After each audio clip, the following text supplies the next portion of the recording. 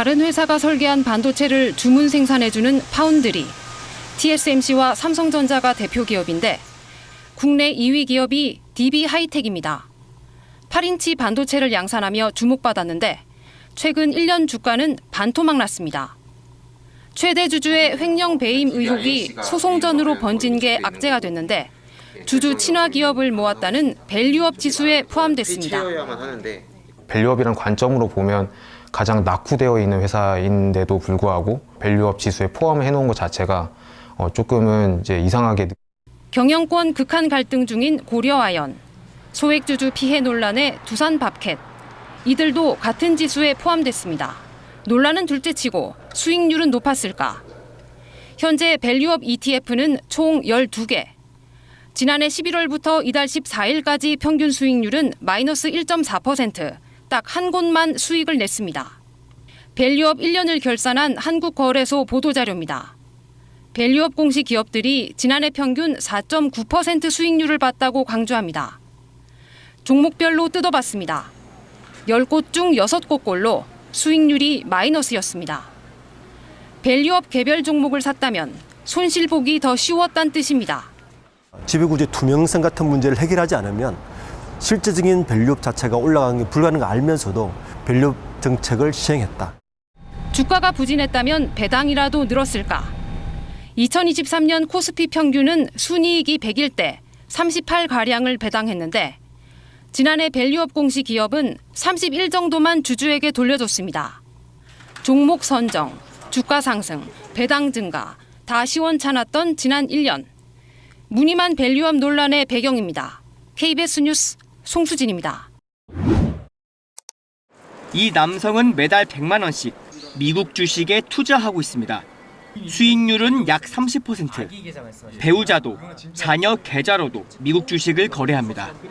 국내 주식 안 한 지는 한 4, 5년 된 것 같은데요. 장기적으로 좀 우상향할 거라는 그런 믿음이 있어가지고. 해외 주식에 투자하는 국내 투자자, 이른바 서학개미들의 미국 주식 보관액은 이달 들어 1,000억 달러를 넘어서며 역대 최대 기록을 썼습니다. 우리 돈 143조 원 규모입니다. 증가 속도도 심상치 않습니다. 1년 전보다 60% 늘었고 최근 한 달 동안만 10% 넘게 증가했습니다. 국내 투자자들이 가장 많이 보유 중인 종목은 트럼프 당선 효과로 최근 주가가 급등한 테슬라였습니다. 엔비디아, 애플이 그 뒤를 이었습니다. 전문가들은 국내 투자자의 미국 주식 쏠림 현상이 더 심해질 것으로 내다봅니다.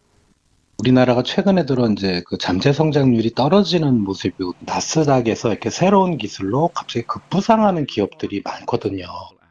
이런 움직임엔 후폭풍도 따를 수 있습니다. 미국 주식에 투자하기 위해 달러를 사들이려는 사람들이 늘어나면 달러 몸값은 올라가고 원화 가치는 더 떨어지게 됩니다.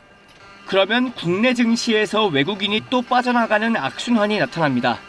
우리 기업들 돈줄이 마를 거라는 우려도 나옵니다. 국내에서 주식 투자가 줄어들고 코리아 디스카운트가 발생하면서 이제 돈이 다시 빠져나가는 이런 현상도 이제 나타날 수가 있는 거죠. 서학개미의 증가는 올라간 투자자들 눈높이를 보여줍니다. 우리 기업들은 투자 가치를 스스로 올려야 하고 정부는 주주들이 믿고 투자할 수 있도록 자본시장의 질서를 갖춰야 한다는 숙제를 안게 됐습니다. KBS 뉴스 황형규입니다. 한때 코스닥에 상장됐던 기업입니다. 100억 원대 적자에 회계공시 위반, 최대 주주의 횡령 배임 의혹까지 악재 3관왕에도 상장 폐지까지 3년 정도 걸렸습니다. 어떻게 보면 이제 범죄를 그냥 방조하고 있는 거죠. 우리나라 경제를 좀먹는 행위잖아요. 상장은 쉽고 퇴출은 어려운 한국 증시. 미국과 비교하면 분명해집니다. 최근 5년 한국은 상장사 수가 17% 넘게 는 반면 미국은 세계 최대 시장인데도 3% 정도 늘었습니다. 상장 못지않게 퇴출도 많기 때문입니다. 쫓겨날 기업이 버티면 거기 묶인 투자금이 우량 기업으로 갈 수 없습니다. 금융당국은 상장 폐지를 더 쉽게 퇴출 요건을 바꾸기로 했습니다. 일단 시가총액의 퇴출 하한선을 두입니다. 코스피 기준으로 내년부터는 시총이 200억 원을 못 넘으면 상장 폐지 대상이 되고 계속 올려 2028년부터는 500억 원이 안 되면 퇴출 대상이 됩니다. 회계감사 요건도 강화합니다. 2년 연속 감사 의견이 미달하면 즉시 상폐할 수 있습니다. 이건 올해 하반기부터 적용합니다. 시가총액과 매출액 요건을 실효성 있는 수준까지 단계적으로 상향하고 상장 폐지 심사 단계와 대폭 축소하겠습니다. 순차 강화되는 최종 기준대로면 국내 상장사 2,400여 곳 중 200곳 정도는 퇴출 대상이 될 수 있습니다. KBS 뉴스 송수진입니다.